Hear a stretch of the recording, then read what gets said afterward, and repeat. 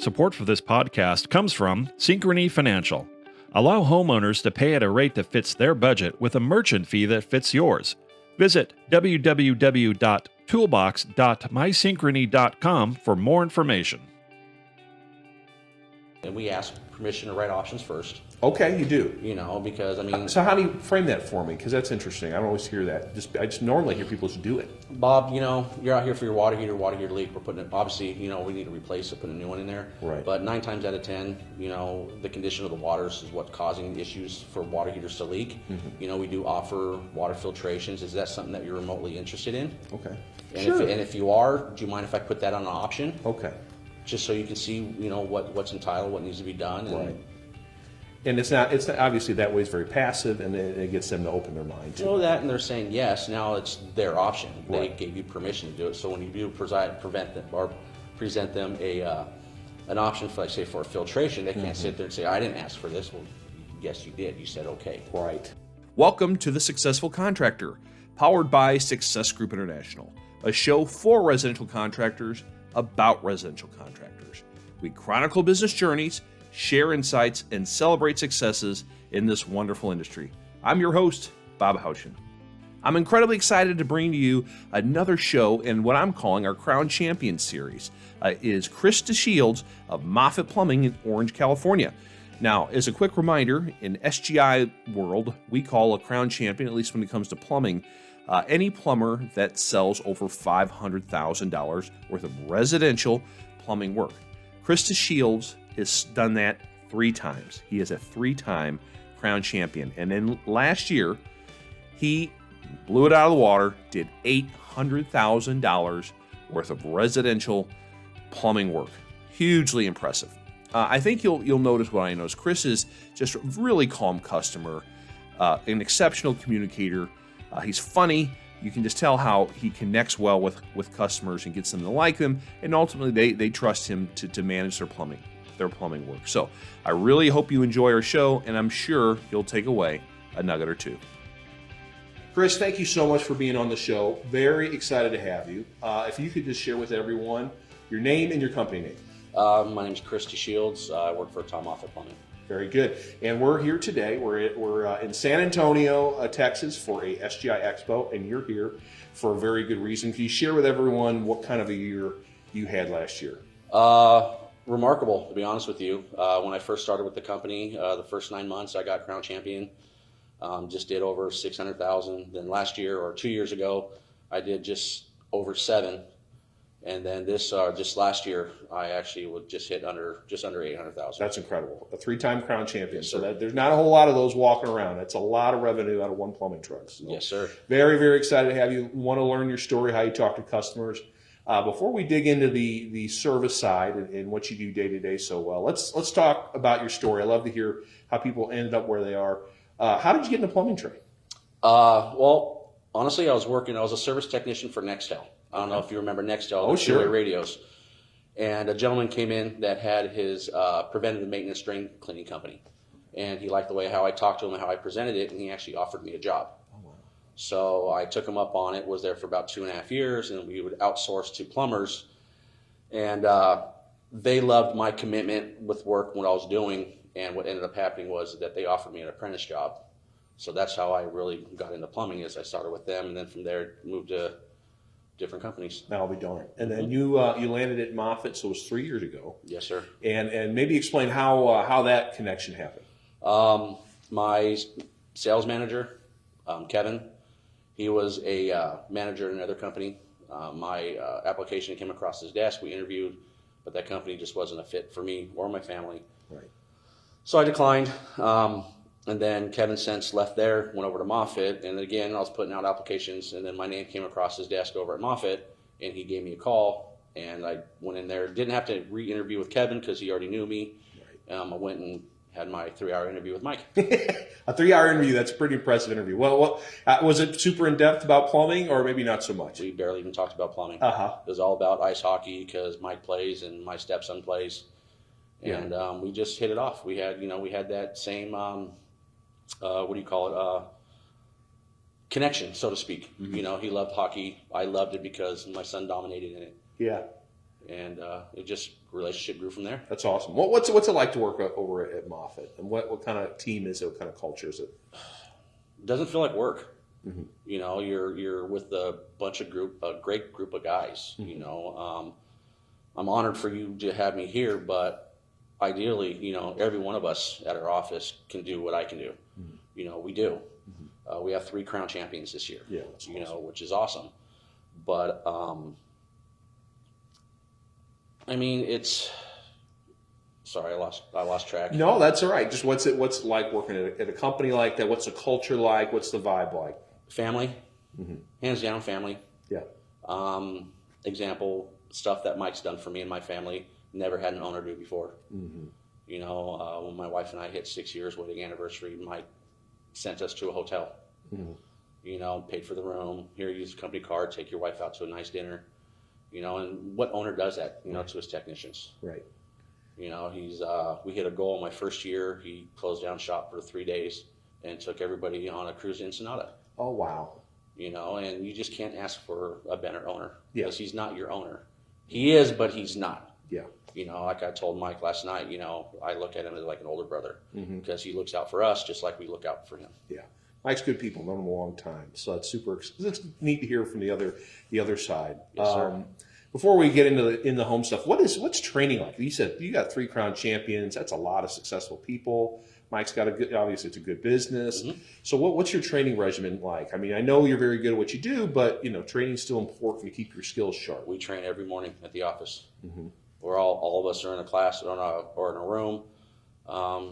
Our service manager Kevin, he's up there, and we just go over steps. Mm-hmm. You know, what issues are we having? What complications that we're having with clients? How do we overcome them? You know, just teaching us every single day. And then we have Scott, who's our other manager, so to speak, and he's more on the technical side. So he's teaching us more like on like OSHA, and things like that. So every day you're working to get better. That's great. I mean, it's a huge message. I mean, to be good, that's what it takes. And there's the most successful ones typically do that. Yes, sir. All right, let's get in more of the mechanics of the call. But before we even get to the home, I know so many successful salespeople, technicians, they get their mind right before, you know, and especially if it's like the 3rd call of the day, and maybe it was a rough couple first calls, cranky customers, and even if you did everything right. Mm-hmm. You can't carry that from one call to the next, right? So no. How do you get your mind right, you know, before going into every home? Honestly, before I go to every job, have the radio up, but not too loud, just kind of where I can just almost like background noise, so to speak. Mm-hmm. But I just clear my mind. I don't think about it. Mm-hmm. But when I do get to my client's house, I go in there with an attitude like this job's going to get sold. Mm-hmm. Mm-hmm. When you go before going to the house and knocking on the door and doing all the steps, do you do any background on the person, you know, previous jobs that have been out there so you kind of know what you're walking into? I do. You know, we have on our phones that emails the calls, but yet it shows the history of what we've done, what they've spent. You know, are they someone that just shops around, or if they're someone that actually does work? Yeah. But even the ones that don't, that just shop around, still a challenge. Right. You know, let's turn them around. Let's get them, you know, on board and get some stuff done. Sure. All right, so you pull up your truck and you make sure you get out of there at a decent time, right? And you knock on the door and you pivot and then, you know, you introduce yourself and then they let you. Do you put the mat down? Do you do the red mat? Yes, sir. Very nice. Yeah, and do the shoe covers, right? Yes, sir. Floor savers. Yep.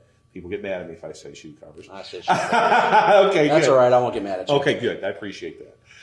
But you know, obviously, the call can be made in those first couple minutes, right? And how you connect with a customer. So maybe talk about what are some things you do to break the ice with people? Hey, no one wants to have a plumber in their house. Sorry to say that. I know that this breaks your heart, but you know, they have a problem. They're frustrated. So how do you kind of get them to chill out and then maybe start talking to you and connecting with you? I talk to them in a calm voice for one. I go off of it's a thing that I've learned in my plumbing years. It's called FORM, which stands for Family, Occupation, Recreation, Material. Mm-hmm. So I get to know my clients, look at pictures, find out what they do, what their family's about. You know, I'll crack jokes, you know, especially when we go over options. You know, I got to talk to my wife. You know, I don't blame you. I wouldn't want you to make a decision. Then you're calling me at night saying, hey, you need a place to stay because your wife got upset and kicked you out of the house. Right. That normally gets a laugh out of them. Sure. But yeah, I'm just very easygoing. Right. You know, I get to know my clients, you know, more on a personal level. Right. We, SGI, we talk about this thing called a credibility statement, so people understand, you know, that you know what you're talking about. You're not just hired off the street. Do you guys do a credibility statement? Do you do it early on, or do you weave it into the call? Well, as we're going in there, as I'm talking to the client, first of all, I'll ask them how they hear about us, you know, where they hear it from. And I let them know, look, we've been in business since 1969, family owned and operated. I myself have been plumbing going on for 21 years. You know, every day we're always learn. You know, there's things that I don't know that I get the younger technicians will bring to my attention. It's like an aha moment. It's like, oh my gosh, you're absolutely right. Sure. So we're learning every single day, you know, even the most seasoned techs, you know, but yeah, it's just really just getting to know the client. Yeah. We talk more and more to SGI about trying to understand people's personality types and how they respond to communication. Do you try and diagnose what kind of customer, what their personality is, and try and kind of reflect that so they're comfortable, or you just kind of act calm and like you seem like a very chill guy, so you just kind of act that way, and that seems to help you connect with people. Are you familiar with the mirror effect? I think maybe a little bit. Go ahead and get into it. So, like, if I'm coming to your house and you're talking and your voice is a little elevated, I'm going to match your pitch. Okay. Because obviously you like yourself. Right. Subconsciously, you're going to be sitting there going, you know, there's something about this guy that I like. It's because it's making you think like obviously you like yourself. Right. So I use the mirror effect a lot. Okay. And if someone's real passive, you just take it real easy with them. And how about those types that are really you know, they probably did 3 hours of research online before they called you out to have a quote on some work. How do you kind of approach those types? I compliment them. You know, it's like, Bob, that's fantastic. You know, you seem like you know what you're doing. Why am I here? Okay, right. You know, and again, it's like I'm the professional. Yes, you know, you are having me come out here. Sure. You know, to help you with an issue. Sure. And that's pretty much just what I do. Yeah, I like it. So we talked about your credibility statement a little bit. We talk a lot, SG, about asking questions, right? Trying to understand what's going on in the home. How many questions do you like to ask right away, or do you just kind of use your mirror effect? If they take you right to the problem, you follow them, and then do you get into questions there, or how do your calls typically go? I'll slow the call down if they're going to bring me right to the issue. Okay. It'll take me roughly about 45 minutes to an hour just before I even look at the issue. Wow. Okay. Because I want to get to know my client. Yeah. You know, it's a saying that I was taught years ago that it's better to be a guest than a pest. You know, so if I can get to know my clients on a personal level, it's harder for them to say no because now I'm a guest in their home. Right. Just like I tell my guys, if a customer offers you, would you like a bottle of water? You always say yes, even if you don't want one, because they're opening up the home to you. Right. You can actually offend people by saying, no, I'm good, thank you. Sure. So.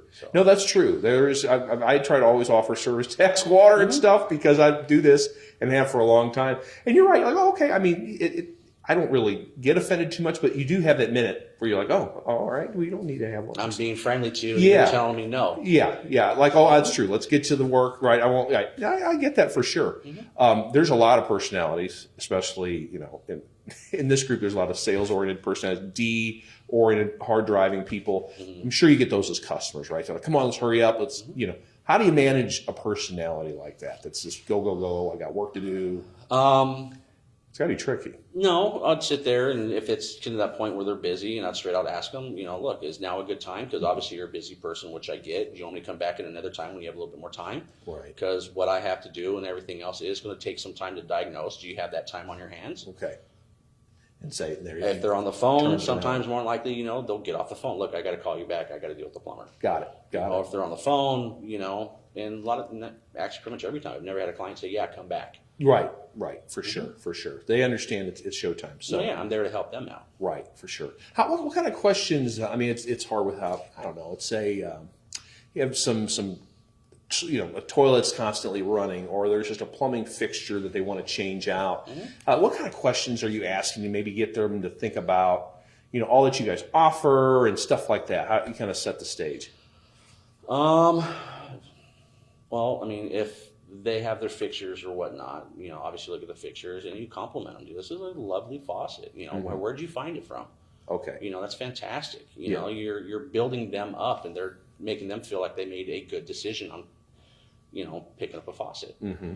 Or I ask questions like, how often is this problem happening to you? Right. Is it happening more often than not so much? How much are you paying every time we got to come out to do this job? How much have you spent in the last year or 2 years on this particular problem? And you know that because you did the research before and get them to think about it a little bit. Mm-hmm. Very good, very good. It's like, do you want to throw money away on something that eventually you're going to have to replace? Right. But why lose that money? Why not put that money towards the replacement? This message is brought to you by Redesign.co. As an SGI member, you can receive a 100% fully optimized website that's hosted for free. Have a website you like already? Redesign.co can dramatically boost your presence on Google free for 90 days. Redesign.co is also a full-service digital marketing agency that can assist you with all of your online needs, including PPC. Call 208-261-9898 or visit sgileads.com for more information and see how you can get a free consultation of your current website. Welcome back to the show and my conversation with Chris DeShields of Moffett Plumbing in Orange, California. As a reminder, Chris is a 3-time Crown champion. That means he has sold over $500,000 worth of residential plumbing work 3 years in a row. And last year, 2020, he sold almost $800,000. So, hugely impressive numbers. So far, we've met Chris. You've learned his background. You've learned a little bit what he's doing in the home to be so successful. We're going to dig into it even more. We're going to talk about how he introduces the inspection. We're going to talk about how he asks permission to build options. He's going to share some of his analogies that he uses with people for them to understand what's going on with their plumbing. And he's going to share a whole lot more. So let's jump back into my conversation with Chris DeShields. I'm sure he'll take away another nugget or two. So they take you to the initial problem, right? And then you talk about a little bit. When do you do like the whole house the plumbing inspection? I don't know what you guys call a safety inspection or what. Do you do that as you start kind of evaluating what you were called out to do, or when do you bring that up and introduce that to the customer? Well, what I'd like to tell the clients is if I'm sitting there going, okay, you told me about this issue here. Before I take a look at this to see what's going on, is there any other issues in your home that you want me to look at while I'm here? Mm-hmm.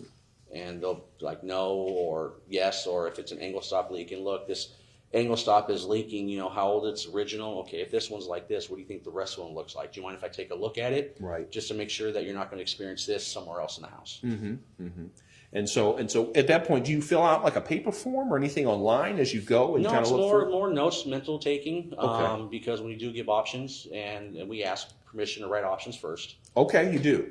Because So how do you frame that for me? Because that's interesting. I don't always hear that. I just normally hear people just do it. Bob, you're out here for your water heater leak. We're putting it, obviously, we need to replace it, put a new one in there. Right. But 9 times out of 10, the condition of the waters is what's causing issues for water heaters to leak. Mm-hmm. We do offer water filtrations. Is that something that you're remotely interested in? Okay. And sure. If you are, do you mind if I put that on an option? Okay. Just so you can see, what's entitled, what needs to be done. Right. And it's not obviously that way. It's very passive, and it gets them to open their mind too. That, and they're saying yes. Now it's their option. Right. They gave you permission to do it. So when you do present them an option for, like, say, for a filtration, they can't sit there and say, I didn't ask for this. Well, yes, you did. You said okay. Right. Yeah. So you don't seem like a pushy salesperson once Correct. You sit down. I like that. Sometimes. Sometimes you just got to rip the Band-Aid off. Yeah. Especially if it's good for someone, right? And they're just being naive or whatever, right? Mm-hmm. What are some does that happen a lot where you just get like, hey, man, this is really, you need to replace this water heater. It's 48 years old and it's leaking constantly. I'll give an example. Yeah. Several years ago with another company, went to a house. Pilot light was out, but I noticed that the TMP valve was capped off, mm-hmm. which is a safety issue. Mm-hmm. Gave him options to do it. The guy said no, he doesn't want to do it. The guy had kids in the house and everything else, and you don't want to have a water heater, anything to happen to it. Right. So what I end up doing and a lot of plumbers probably would do the same thing, is I end up calling the gas company and told them that they have a serious situation over there. The guy this is what was going on. The gas company came out, shut the gas off until they fixed it. Right. You don't want to put people in because I'm sorry to interrupt. No, you're good. I even told the guy, look, I got to shut your gas off. This Yeah. is not safe. Right. Well, as soon as you do it, I'm just going to turn it back on. Okay. Right. Well, just call the gas company. They're going to come out and lock it. Yeah. Now what are you going to do? Right. Yep. No, you're the expert, and you don't want to put people in harm's way. Correct. What are some other things? I mean, you talk about water heaters is obviously a big ticket item all the time. What are some other things that you kind of look for? I mean, you never want to you're never pushing stuff for not just to push it, but what are common problems you guys see in your market all the time that you can write options for? Pinhole with older leaks. homes? What's that? Pinhole leaks. Okay.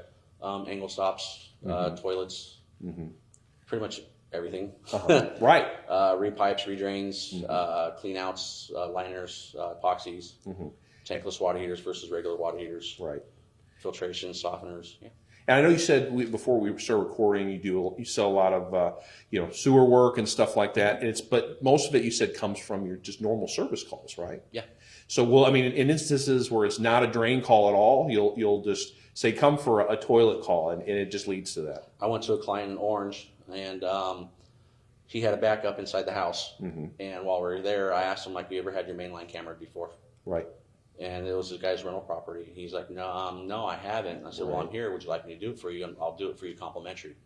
Put the camera in there, found out up underneath the street, found out the sewer line had a hole in it. So we ended up giving him options on lining it. So now he has that peace of mind that his line's not going to collapse in the street now. Right. Yeah. We'll talk about what are different ways you guys have to handle sewer problems. What do you guys are? Liners, pipe bursts, jetting, wow. tuberculite cabling, which is a Picotti machine. It's Yeah. like a chain cable that reshapes inside diameter like cast iron pipes. Yeah. You got the gamut. So when you're building options for that type of stuff, does each way of fixing it become its own option? Yeah. I mean, you can do like if you have roots in the line, you can give them an option on just a spot repair. Okay.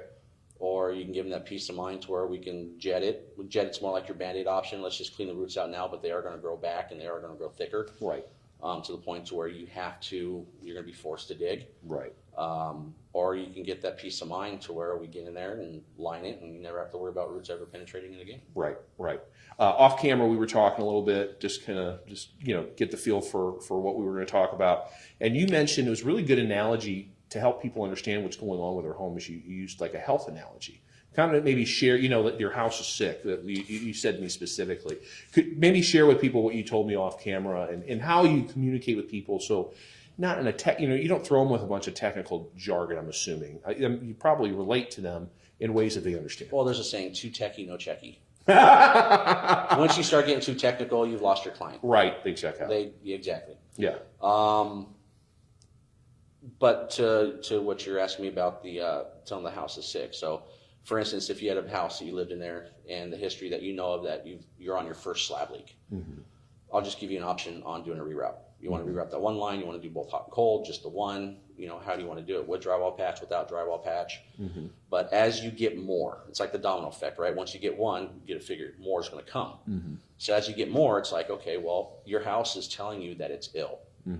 It's starting to fail. Right. It's like a common cold to bronchitis to a cardiac arrest to flatline, so to speak. Right. So that you start getting them, they can think of it in their own sense. Oh my goodness, ill. It's like it becomes almost a person, right? And you're going to protect that person. Well, that's why I get to know like on what they do with like what type of work they do. That's where that form comes in. If they're doing cars, for example, garbage disposals on cars, I'd be like, okay, we have our 3/8 horsepower, 3/4 horsepower, and then you have this 1/2 or 1/3 horsepower. The 3/8 or the 7/8 horsepower is going to be like your Lexus. Okay, your 3/4 horsepower is like your Toyota Avalon. Now the 1/2 horsepower is a used '84 Corolla. And it's like you use that, and they can see, okay, Lexus, Toyota Avalon. Okay, now an '84 used Corolla. Yeah. No one wants that '84 used Corolla. Sure. And I just try to explain it to them in ways that they can understand it. Do you try and stay in constant communication with the homeowner that whole time, even while you're looking through the house? I know a lot of plumbers will go, we'll do a warm up and I'll talk to the homeowner and they warm up to me and then I'm going to go do my thing. Or do you find most of your customers are with you at the hip? I encourage it. Right. I encourage it because, it's like You can tell them they have an issue, but if they can physically see it themselves, Right. now it's real. Mm-hmm. We take pictures, so even if it's the point where if they can't be there with you, I'll take pictures and then I'll show them, hey, look, this is underneath your sink, this is, and I'll show them pictures. Mm-hmm. This is not an immediate issue now, but it will be in the future. Right. You know, do you want to be proactive or do you want to be reactive? Do you want to take care of it now and have that peace of mind that you're not going to come home to a flood, or do you want to take that chance and cross your fingers that you're not going to come home to a flood? Good stuff. When you build out your options, is it all handwritten, or do you guys use tablets? Handwritten. All handwritten. I like it. Okay. Do you go to your truck to do that, or will you find a place in the home and sit down with them as you handwrite it? What do you do? I find out what they're looking for first. Okay. You know, so if both husband and wife are there, I'll ask the wife, because everybody husband know that, hey, it's the wife's the boss.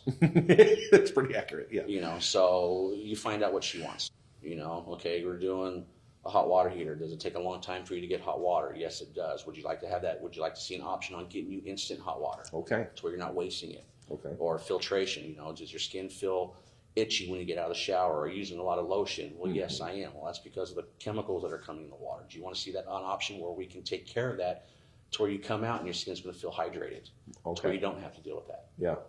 And does that happen after you've already been led to the problem area before you offer, build that into one of your options, or when do you bring up those other items? As I'm going. Just as you're going. I'm going, but before I actually get the permission to write the option, I ask them first on what are you looking for? Right. Are you looking for just this, or are you interested in something? Sure.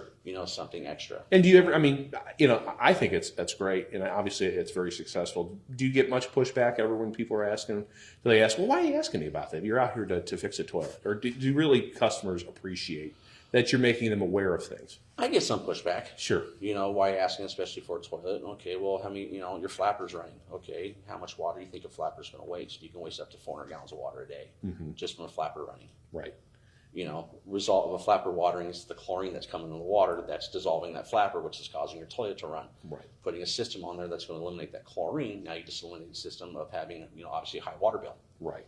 Right. So you have your answers for each one of those situations. I love it. Okay. So you understand what they're open to, what they're not. Are you sitting down at a table then when you're writing this stuff out? I go to my truck. You go to your truck, okay. And I'm sure, you try to get it in and out of there as quickly as you can so they're not waiting too long, or do you just take your time? I told them it takes about between 10 15 minutes for me to write out my options. Okay, that's not bad. Yeah. Because if I don't tell them that I'm in there for 15 minutes to write up options, I don't want them to be looking out the window going, what's taking this guy so long? Right. I tell them up front, hey, listen, it'll take me some time to write up these options, but I just want to make sure that my options that I'm creating for you is something that is what you're looking for. Right. Oh, very good. Okay, and then you sit at a kitchen table, or do you get people? Okay, we want to stand up and maybe at an island or something. I normally ask, can we sit down so we can go over this? I'll joke around with clients too, like you said, icebreakers throughout the day. I'll walk in, like if I'm presenting options, I'll sit and look, and I'll be like, "How's your heart?" Yeah. Well, what do you mean? Do I need to get defibrillators with me just in case when I show you this? I joke with them, and you make someone laugh, it brings their guard down. Sure. Give them a smile a little bit, the tenseness goes away. I like it. If not, you guys do a decent bit of financing, don't you? Or okay, now I'm assuming you always lead with the finance option. No, you don't. Okay, I'll give them options and tell them what it is. Give them the price. Okay, I should be doing leading the finance options, but it's easier to say it's only $120 a month versus it's $10,000. Right. It's $120 is easier to chew than $10,000. Yeah. But I do tell them, so okay, this is the price, or we can have a low monthly investment of X amount of dollars. I get clients that sit there and say, well, I can just write you a check, and I think that's fantastic. You're better off than a lot of people. The fact that you can just write a check for this amount, I wish I can. Yeah. But then I tell them, well, don't you want to hold on to that money? Well, what do you mean? At 0%. Yeah. Same as cash for 12 months, no interest, no payments. You can pay it off any time as long as it's paid off by the 12th month. What if you have an emergency and you need that cash, but yet you spent it on plumbing? Right. Where are you going to get it from? Right. Wouldn't you rather have that for emergencies and just take the opportunity of having, pretty much money right there for you without spending a dime? Do you always present financing too? Awesome. Great. Let's see here. I want to see if I want to get into how about club memberships? You guys, I'm sure, have a bunch of club memberships. Big company that's been around for a while. Do you build those into a couple of the options, or how does that come up when you on every option? On every option, even the Band-Aid options. Okay.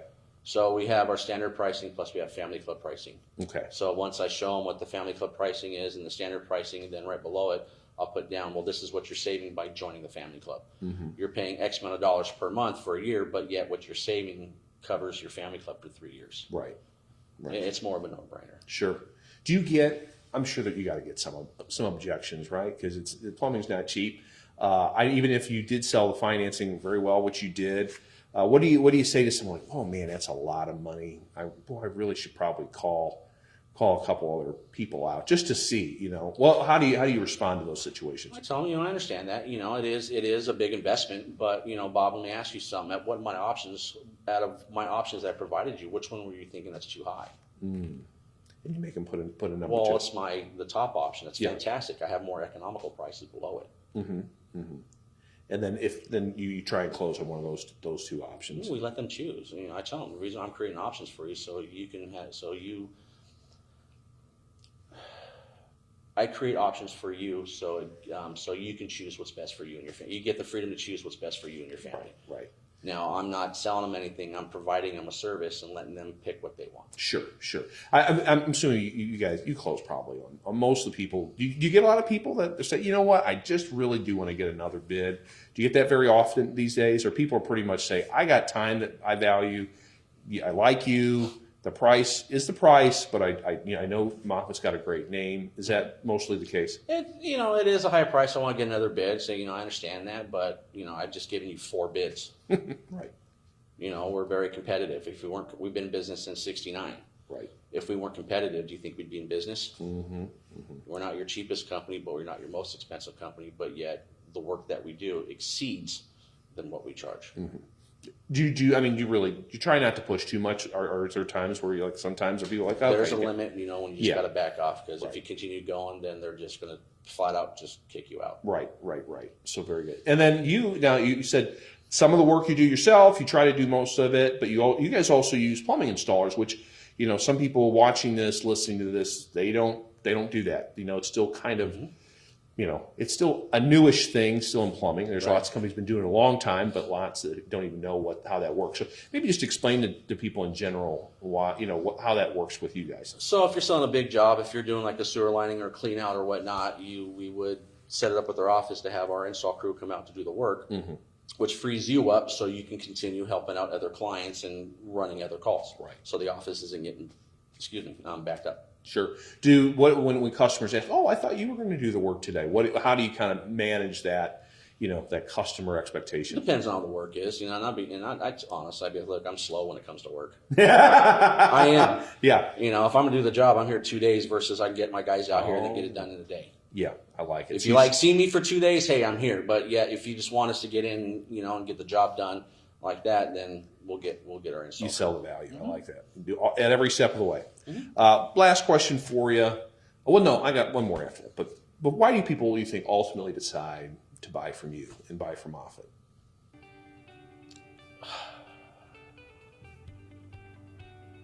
It's us. If they like you and they trust you, they're going to buy from you. I like it. Last question. If you were talking to a young plumber technician, who's just learning the trade and learning service, what 1 or 2 pieces of advice would you give him or her? Listen to your clients. Find out what they want. Don't assume that they want something. I love it. Chris, thank you so much for all your time. This was really enjoyable. Thanks for being on the show, and look forward to sending you a link so you can listen to it with the fam. Yes, sir. All right. Thank you so much. All right, sir. Thank you.